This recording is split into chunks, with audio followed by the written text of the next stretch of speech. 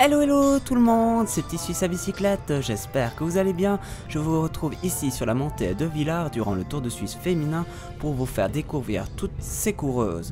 Vous allez pouvoir ainsi découvrir dans ce contre-la-montre entre Aigle et Villars la totalité des coureuses qui ont pris part au départ de cette course.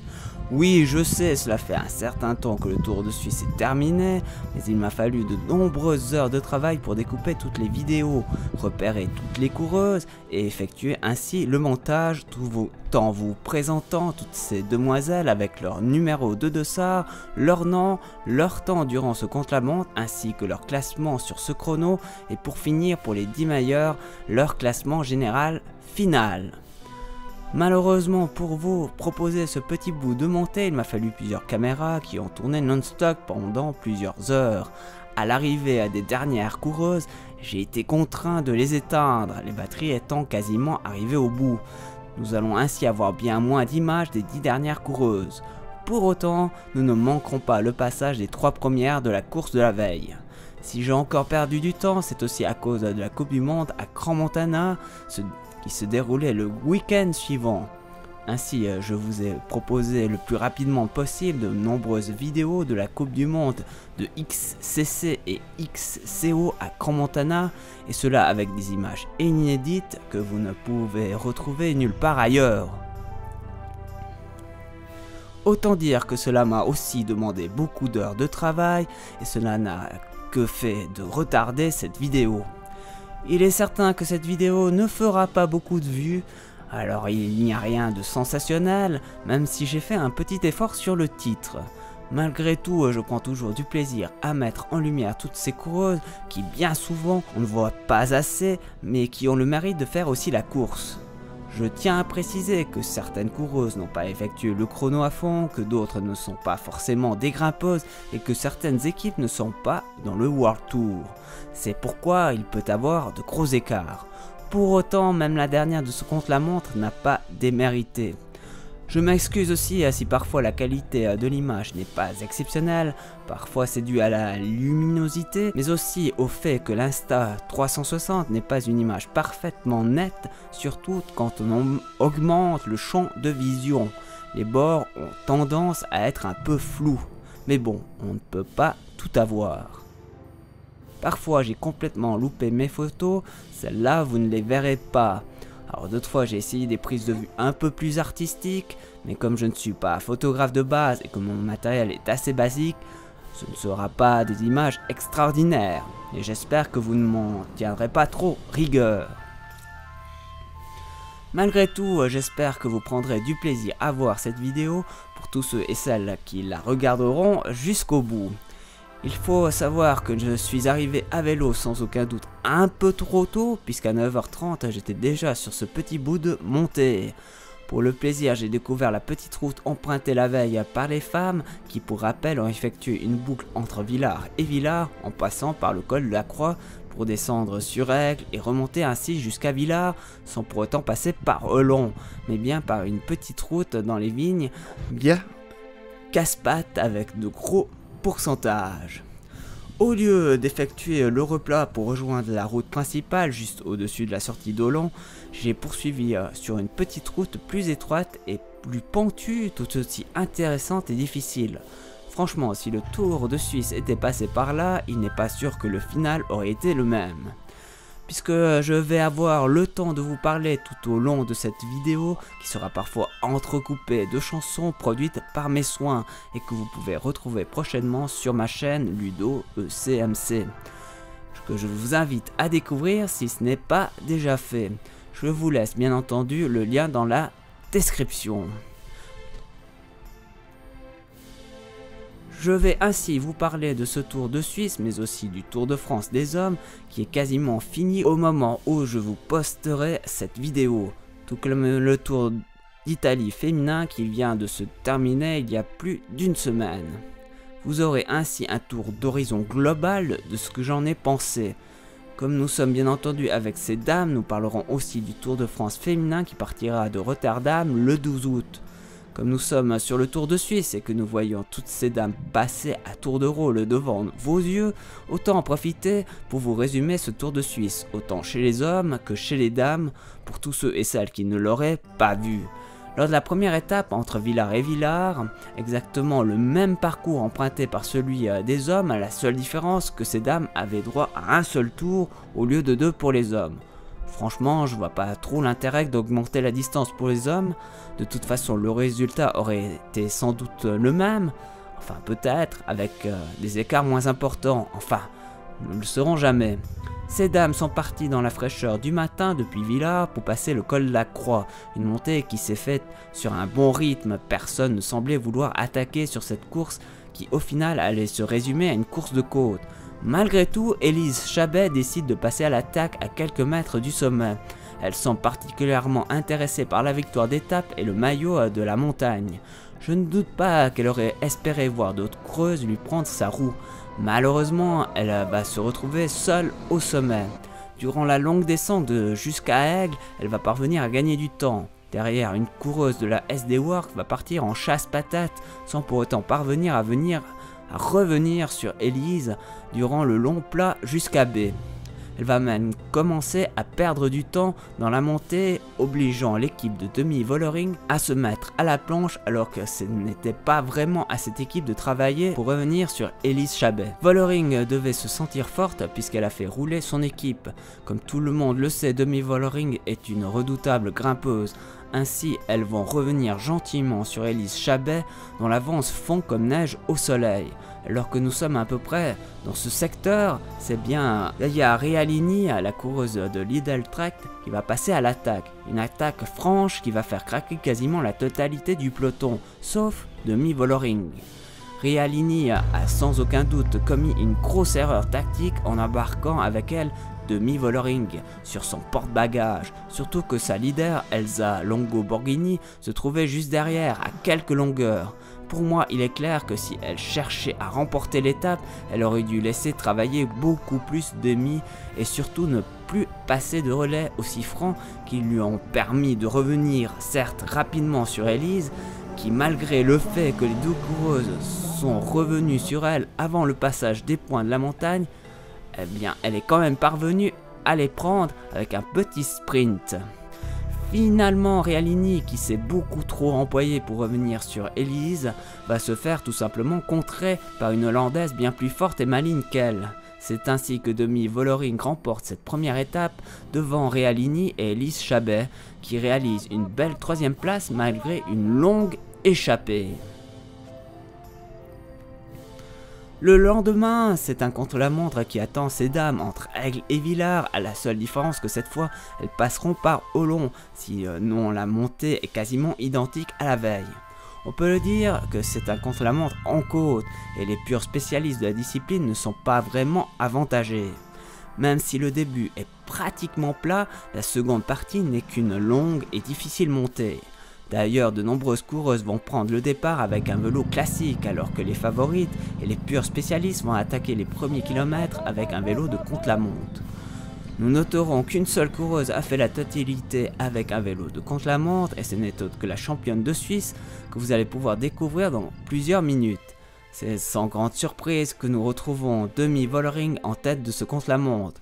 L'Hollandaise est la seule à être parvenue à descendre au-dessous des 40 minutes. Elisa Longo Borghini termine seconde avec 18 secondes de retard, alors que King Kazo termine 3e avec 26 secondes.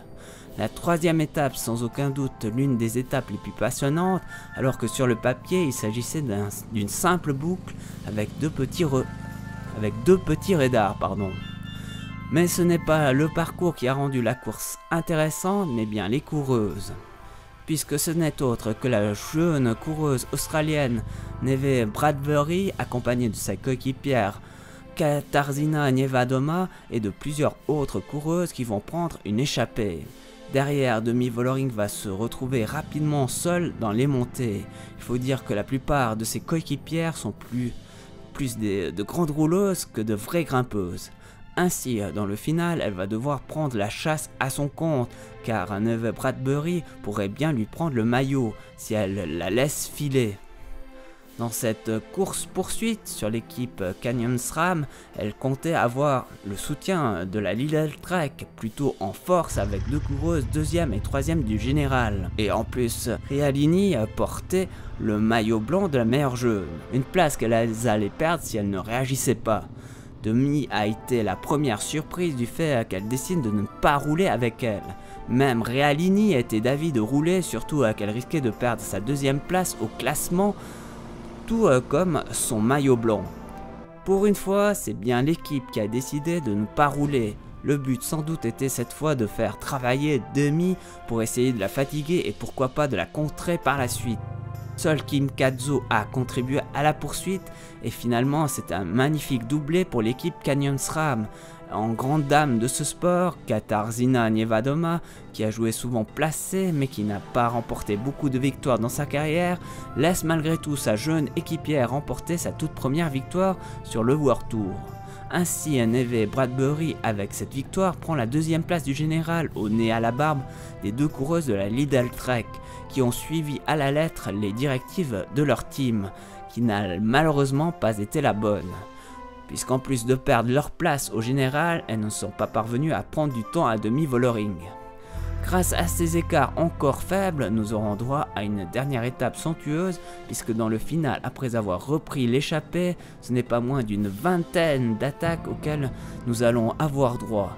Malheureusement, Realini, qui aura beaucoup travaillé pour revenir sur l'échappée, ne sera pas présente dans cet emballage final, tout comme Kikazo qui va connaître la chute bien avant et ne va pas pouvoir lutter avec Vollering, Longo Borghini, avec Bradbury et Niewiadoma qui vont porter des attaques incessantes. Malgré tout, aucune ne va lâcher.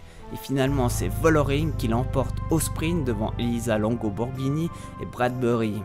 Sans surprise, Vollering remporte le général. Il faut dire que ce Tour de Suisse était vraiment taillé pour elle, avec 2 étapes difficiles dès les premiers jours où elle allait de pouvoir faire parler ses qualités de grimpeuse. C'est bien là qu'elle a forgé son avance puisqu'elle compte 1 minute et 28 secondes sur Bradbury. Grâce à sa belle 3e étape, a effectué une belle remontée. Elisa Longo Borghini complète le podium avec 2 petites secondes de retard sur Bradbury. En tout cas, elles ont toutes bataillé jusqu'au bout pour nous offrir un magnifique spectacle. Du côté des hommes, le début de ce Tour de Suisse a été sans grande surprise avec un prologue suivi d'étapes pour les sprinteurs.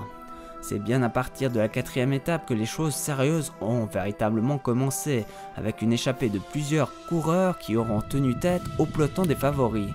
Seul Thorstein Train est parvenu à l'emporter devant Adam Yates pour signer sa première victoire professionnelle au sommet du Gotthard Pass sur les pavés au milieu des murs de neige. Pour ce qui est de la suite, le résumé va être rapide. Toutes les victoires iront à l'équipe UAE, puisque Adam Yates, devenu leader du général après sa 2e place au Gotthard Pass, et son coéquipier Joao Almeida se partageront les victoires, les autres ne pouvant rien faire contre leur règne sur ce Tour de Suisse.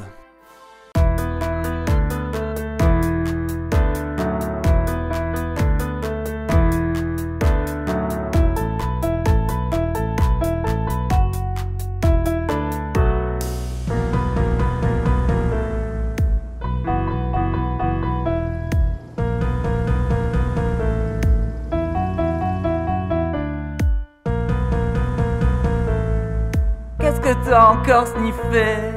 Tu n'as rien à déclarer, alors que t'es défoncé, pour ne pas dire ravagé. Oui, j'en ai vraiment assez, t'es complètement largué. Tu ferais mieux de te secouer, si tu ne veux pas imploser.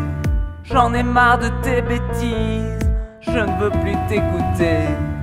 Tu commences à me saouler, j'ai envie de t'éclater. Non, tu ne me mérites pas, je ne veux plus de cette croix. Ce ne sera pas elle ou moi, que cela te plaise ou pas. Mais je suis vraiment trop belle, c'est déjà du déjà vu. Pourquoi tout cela m'obsède? Ah ah ah ah ah ah. Mais arrête de me mentir et de me pourrir la vie. Je ne suis plus une petite fille, non, t'avais promis.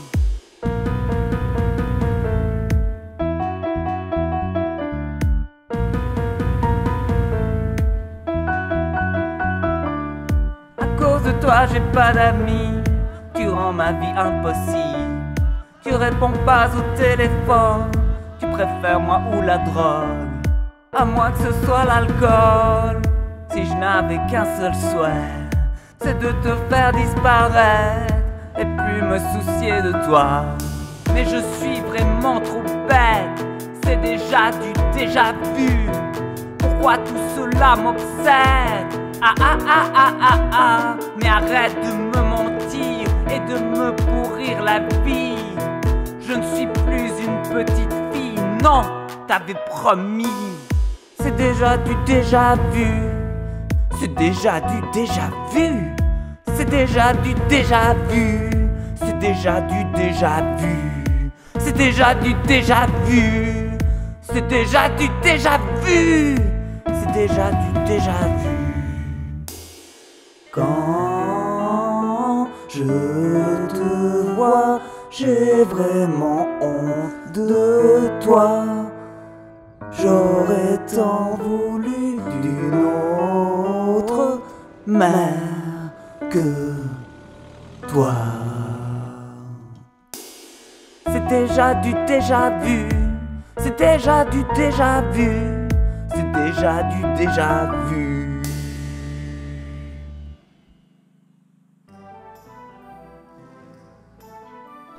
Après le Tour de Suisse, ces dames vont se retrouver sur le Tour d'Italie, ou plutôt le Giro d'Italia, qui a bien été plus passionnant sans Annemiek van Vleuten, 4 fois vainqueur du Giro, qui a pris sa retraite l'année passée, et sans Demi Vollering, qui se prépare pour les Jeux.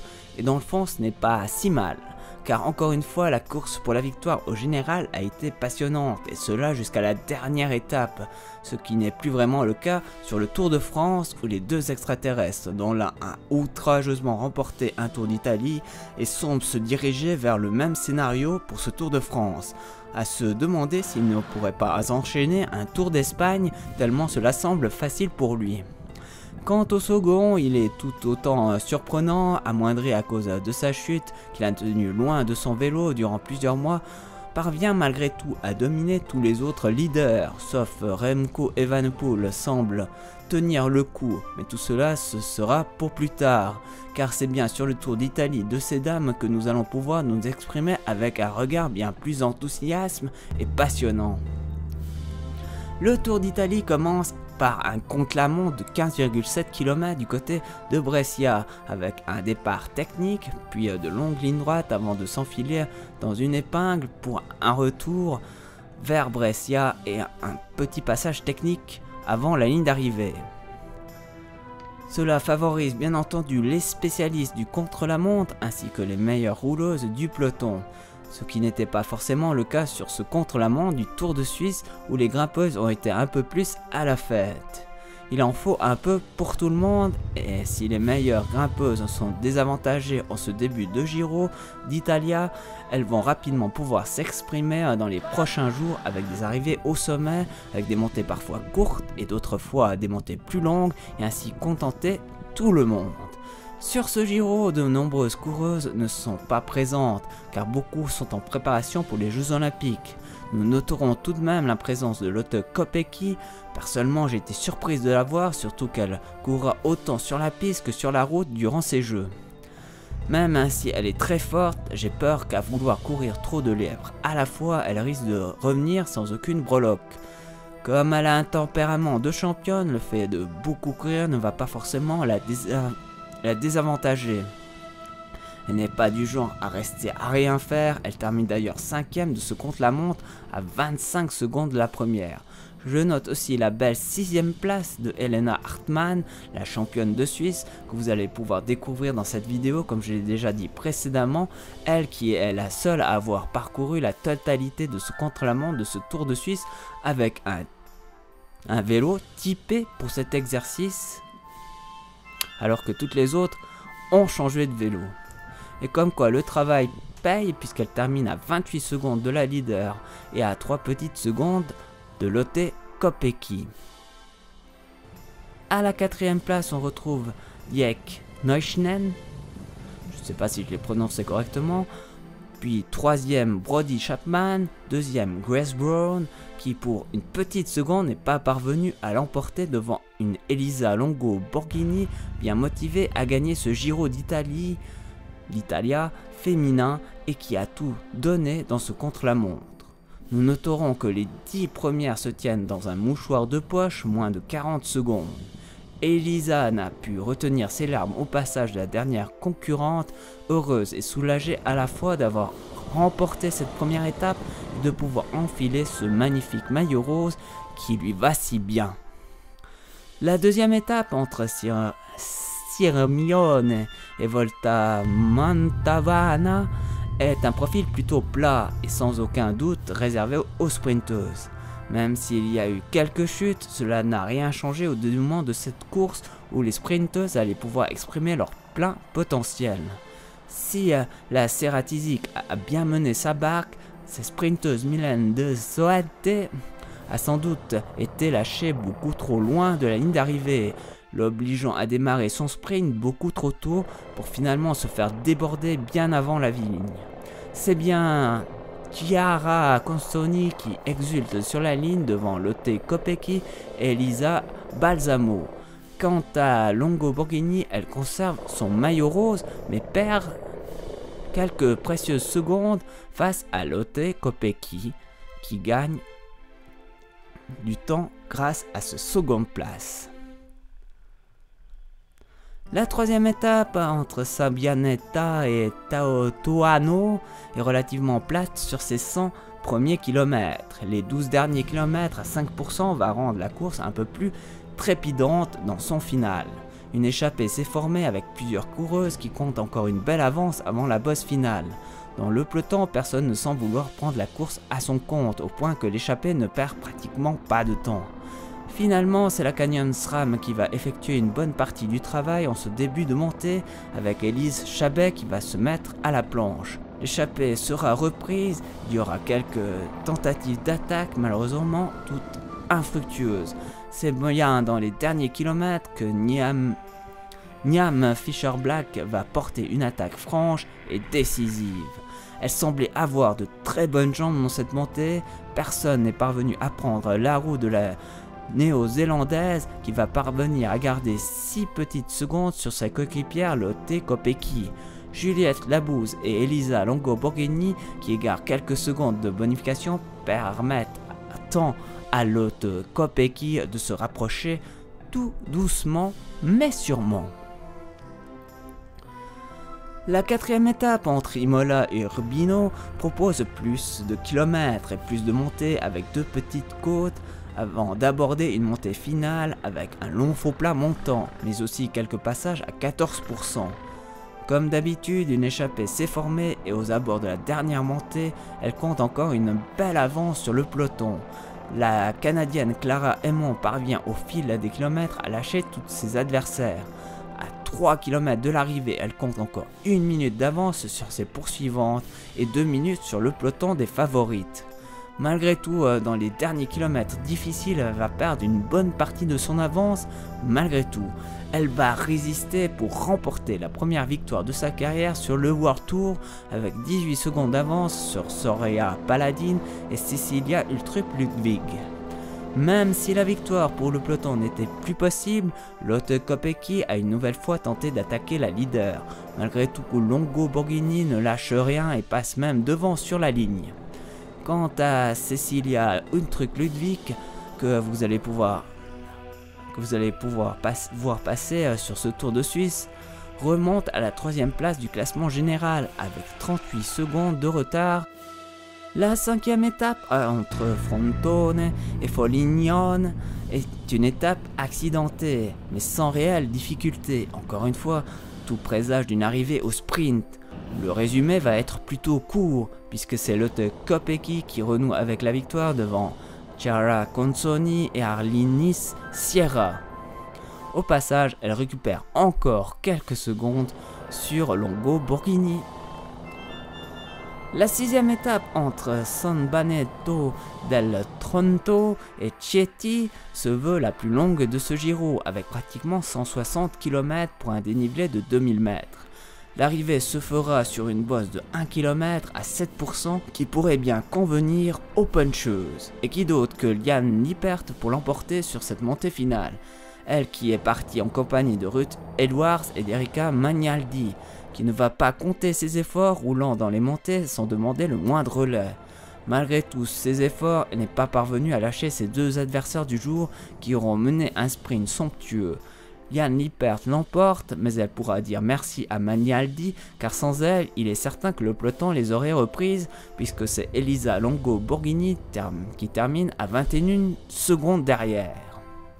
Pour la 7e étape, l'avant-dernière de ce Giro entre Lanciano et le Blockhaus, sans aucun doute l'une des plus dures, avec ses 120 km et ses 3600 mètres de dénivelé positif, avec une dernière montée de 16,5 km à pratiquement 8%.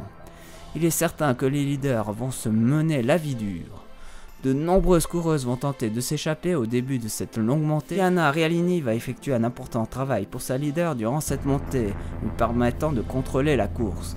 Dans le final, Neve Bradbury, la jeune grimpeuse de poche australienne de l'équipe Canyon Stram, va placer une attaque tout en profitant du marquage entre Elisa Longo Borghini et Lotte Kopecky, qui elle lutte pour le classement général. Neve Bradbury, qui avait égaré quelques minutes dans le contre-la-montre, n'est pas un réel danger pour elle, en tout cas pour l'instant. Par contre, Poliana Rochakers, je ne sais pas si je l'ai dit correctement, qui est parvenue à s'accrocher au leader du général, voit une opportunité pour remonter au général. Elle va ainsi énormément travailler, pas pour essayer de gagner l'étape ou de revenir sur Bradbury, mais bien pour prendre du temps à ses adversaires repoussés à quelques minutes derrière elle. Devant Neve Bradbury est la première de ces dames à remporter une étape sur la célèbre montée du Blockhaus. Nous sentions en la voyant s'approcher de la ligne toute la difficulté de cette montée, alors que du côté du Tour de France, le vainqueur chez les hommes ne semblait pas être atteint par l'effort. Derrière, Lotte Kopecky et Elisa Longo Borghini continuent de se mener la vie dure dans un sprint final remporté par Lotte Kopecky qui lui permet de revenir à la dernière étape, avant la dernière étape, à une toute petite seconde. Après avoir énormément travaillé pour rester devant, Poliana termine 4e à 1 minute 7. Elle aura ainsi repris une bonne minute à Antonia Niedermayer, Juliette Labous et Niam Fischer-Black. Malgré tous ces efforts, cela ne suffira pas pour monter sur la 3e marche du général. 8e étape entre Pescara et L'Aquila se veut montagneuse. C'est plutôt au milieu du parcours que les grimpeurs seront placés. Dans cette course, une échappée de 3 coureuses composée de Kimberley Pienaar, de Ruth Edwards et Francisca Corr, qui arrange bien Elisa Longo Borghini, dont le seul objectif, si les choses restent ainsi, sera de rester dans la roue de Lotte Kopecky pour conserver sa toute petite seconde d'avance. De son côté, Lotte Kopecky n'a pas d'autre choix que de faire rouler son équipe. Malheureusement, il ne lui reste plus grand monde pour mener la chasse, hormis Niam Fischer-Black, qui va faire tout son possible pour revenir seul sur l'échappée, malheureusement sans y parvenir. Au final, Lotte Kopecky va tout tenter pour décrocher Longo Borghini, menant bon train dans le final. Les 3 échappés n'ont pas vraiment le temps de se regarder car derrière la lutte fait rage pour le classement général. Pienaar Kimberley de la team AG Assurance Soudal l'emporte devant Ruth Edwards et Corr Francisque. Après avoir fait tout son possible, Lotte Kopecky cède dans les derniers mètres de cette montée finale pour laisser filer Elisa Longo Borghini, revenue à 25 petites secondes du trio de tête. À bout de force, Lotte Kopecky perd 20 secondes dans ses derniers mètres. Ainsi, Elisa Longo Borghini remporte son premier tour d'Italie, elle qui n'aura rien lâché. La lutte avec Lotte Kopecky fut dure, mais c'est ainsi que la victoire est encore plus belle. C'est donc bien Elisa Longo Borghini qui remporte ce Giro d'Italia Woman 2024 devant Lotte Kopecky et la jeune et prometteuse Neve Bradbury.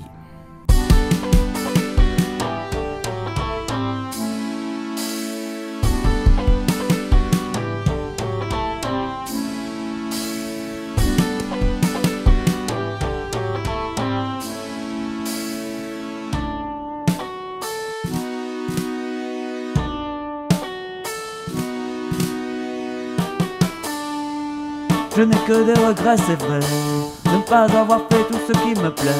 Oui, dès le début, j'étais plutôt mal barré dans ce monde donc il est. Je ne suis qu'un loser de plus qui roule tout droit sur la route sans savoir par quel chemin où aller. Oui, je suis parti et du reste je m'en fous. Je n'aime pas ma vie et un point c'est tout. Et quand je m'ennuie, je me plante un clou. Oui, c'est débile et pas très cool. Oui, j'ai les boules et c'est pas très cool.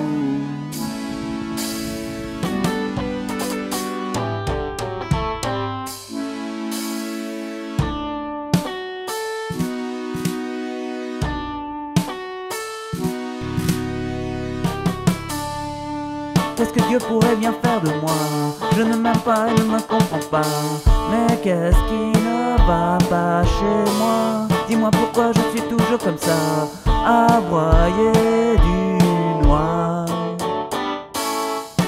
Je ne suis qu'un loser de plus qui roule tout droit sur la route sans savoir par quel chemin où aller. Oui, je suis parti et du reste je m'en fous. Je n'aime pas ma vie et un point c'est tout. Et quand je m'ennuie, je me plante un clou. Oui, c'est débile et pas très cool. Oui, j'ai les boules et c'est pas très cool.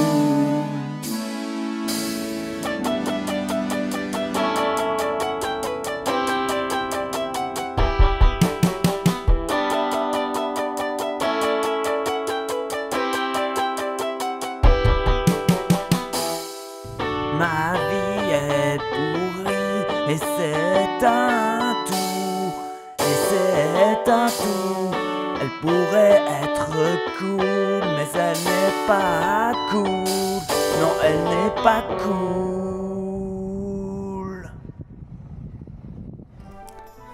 Nous allons passer sur le Tour de France qui touche bientôt à sa fin. Je ne vais pas passer en revue toutes les étapes. Si le Giro d'Italia Woman était bien plus intéressant à suivre, pour moi, cela fait quelques années que le Tour de France ne m'intéresse plus. En plus, il commence avec une première polémique avec la victoire de Bardet qui aurait été abritée par des motards, lui permettant à lui et à son coéquipier de résister au peloton. Personnellement, je n'ai pas suivi cette étape, je l'ai tout simplement lu dans les journaux. Si je ne fais pas erreur, la deuxième étape a été remportée par un coureur de l'échappée, Kevin Vauquelin, un jeune prometteur dans un final difficile.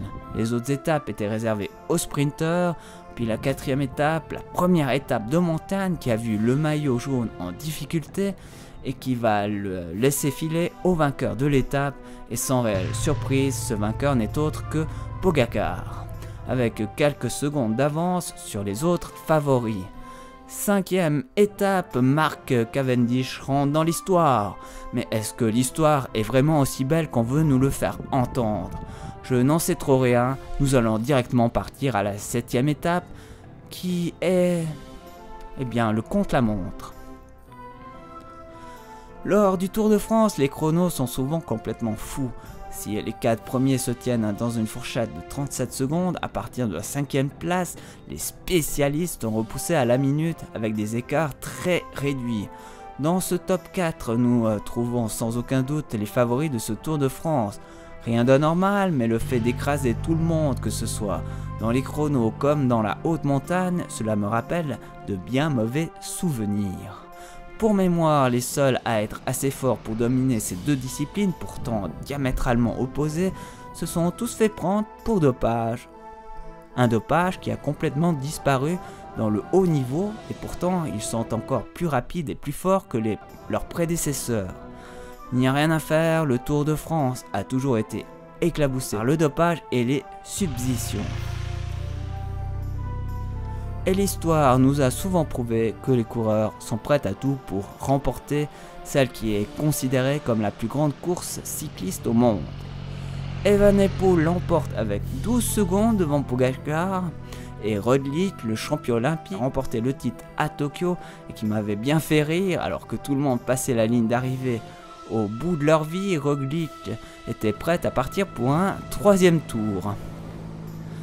Vingegaard, qui, on le rappelle, n'a pas forcément eu le temps de parfaitement s'entraîner, réalise le 4e temps. Nous passons directement à l'étape des chemins blancs et à la petite critique acerbe de Remco sur Vingegaard. Je suis loin d'être d'accord avec Remco. Sur un tel parcours, ce n'est pas vraiment aux coureurs qui visent le classement général de faire la course, surtout que le risque de chute et de crevaison était bien plus important. Et tout perdre sur des chemins blancs, franchement, ça aurait été dommage. Alors autant suivre les coups sans prendre tous les risques de tout perdre. Nous noterons que la victoire s'est jouée entre les coureurs de l'échappée et c'est bien Anthony Turgis qui l'emporte avec Tom Pidcock qui abandonnera quelques semaines plus tard testé positif au Covid. J'espère pour lui que cela ne sera pas préjudiciable pour les Jeux. La 11e étape voit à nouveau un duel entre les doubles vainqueurs de ce Tour de France et cette fois c'est à l'avantage de Vingegaard. La 14e étape sera pour Pogacar qui creuse un peu plus son avance sur ses deux autres rivales. Et nous voilà arrivés à la 15e étape en ce jour du 14 juillet, sauf accident, le classement général semble complètement établi avec des écarts abyssales entre les 3 premiers. J'ai encore plus la sensation d'un cyclisme à 2 vitesses, quand le 4e du général, qui n'est autre que le coéquipier du premier, semble tout aussi fort que les autres leaders des autres équipes tout en effectuant son travail d'équipier. Le Tour de France n'a plus aucun intérêt, les journalistes ont l'espoir que Vingegaard va tout tenter pour revenir, alors que d'autres espèrent que cela laissera la place aux échappés, sans aucun doute jusqu'à la 19e étape qui devrait revenir à l'un de ces 3 premiers du général. Sauf s'il décide de ne pas s'attaquer, ce que j'en doute. Revenons sur cette 15e étape, l'équipe de Vingegaard a énormément roulé dans le seul but de mettre à mal l'équipe UAE.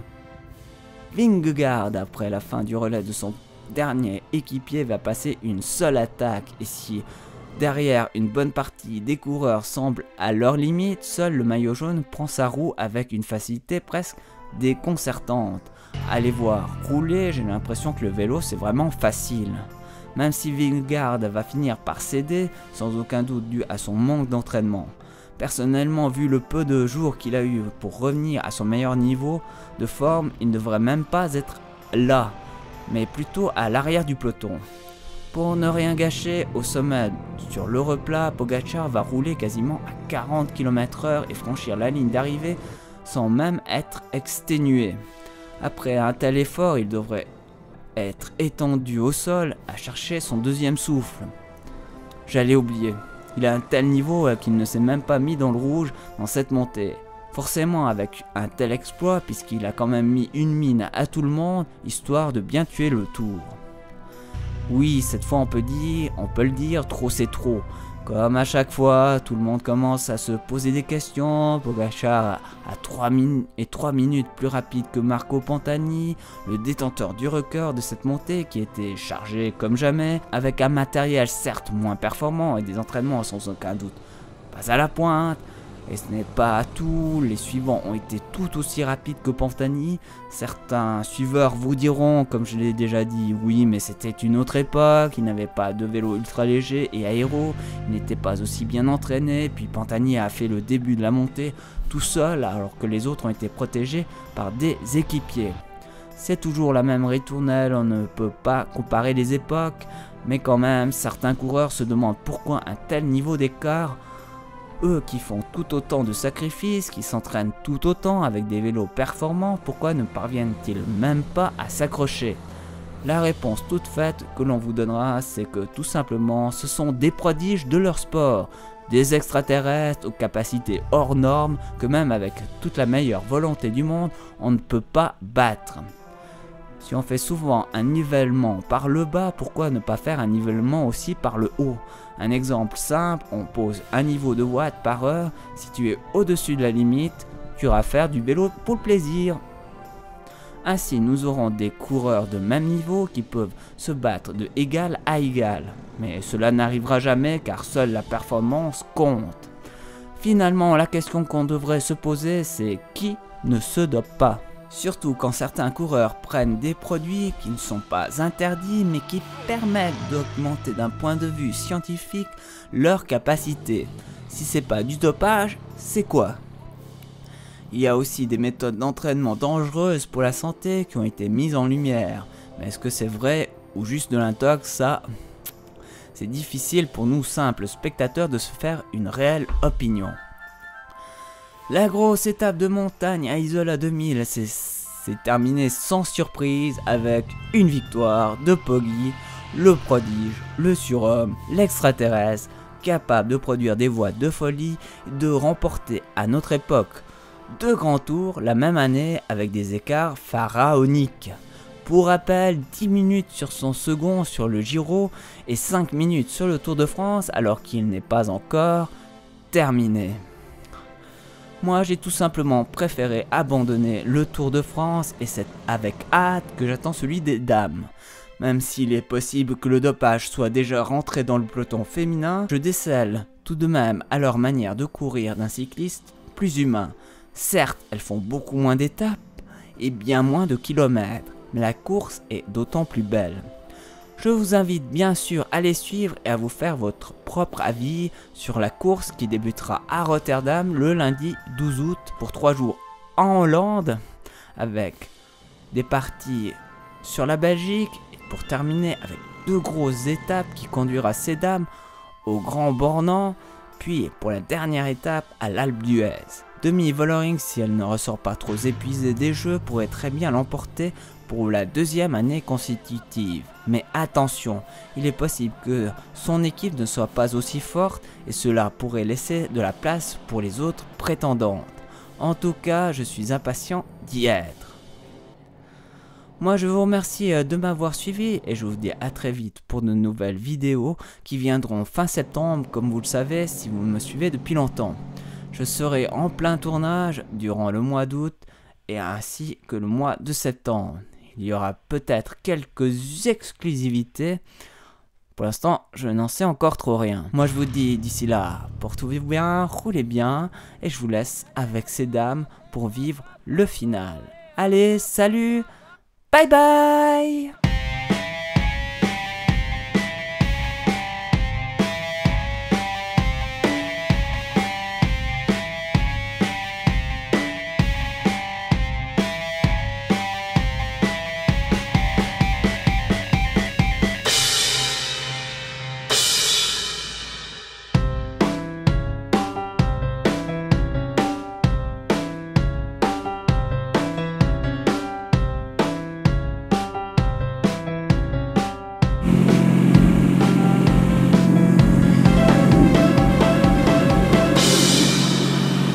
Je ne saurais me satisfaire ou même me complaire à essayer de vous plaire sans trouver le bonheur.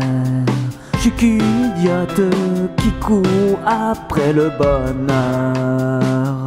J'aimerais pouvoir comprendre ce qui vous dérange dans cette simple apparence d'une femme en souffrance qui réclame son petit coin de paradis. J'aimerais connaître le secret qui me rendra plus forte, ne plus être l'imposteur, avoir droit au bonheur, trouver ma place dans ce monde. Ne plus être aussi naïve et fragile, me montrer bien plus forte face à ces gens qui disent de moi que je ne suis qu'une putain, une vaut rien, une folle tout juste bonne à être enfermée.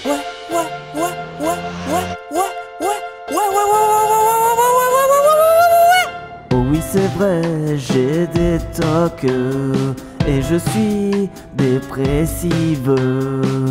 Ma vie est faite de folie et de fantaisie, sans vous offenser, mesdames et messieurs. Elle est folle, elle est folle, elle est folle, elle est folle, elle est folle, elle est folle.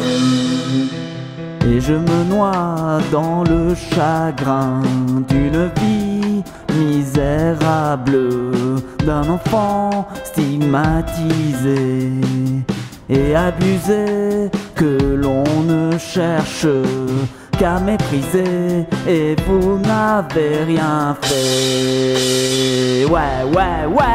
J'aimerais connaître le secret qui me rendra plus forte, ne plus être l'imposteur, avoir droit au bonheur, trouver ma place dans ce monde, ne plus être aussi naïve et fragile, me montrer bien plus forte face à ces gens qui disent de moi que je ne suis qu'une putain, une vaurien, une folle tout juste bonne à être enfermée.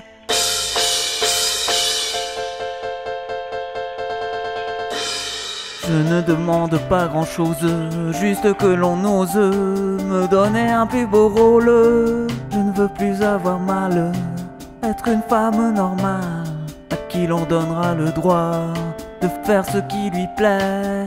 Yeah.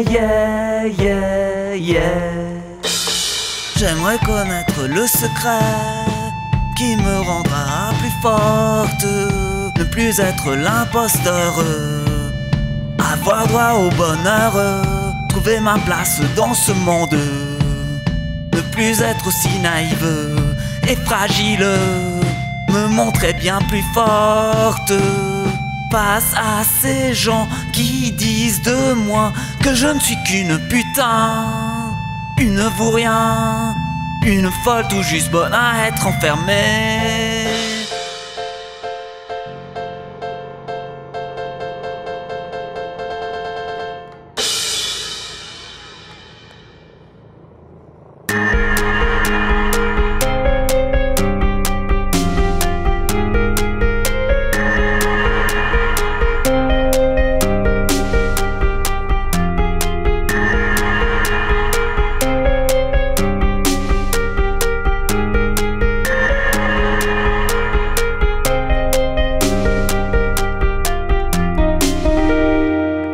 Fait mal, me casse le moral, on me prend plein la gueule, et toi t'en as rien à foutre.